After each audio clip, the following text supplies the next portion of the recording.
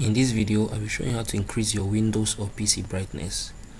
If you have been wanting to learn how to increase your Windows or PC brightness, ensure you watch this video, subscribe and turn on bell notification to this channel for lots of more educational guides and content like this. So the first thing you need to do is to scroll down to your PC taskbar, right? Then you would click here.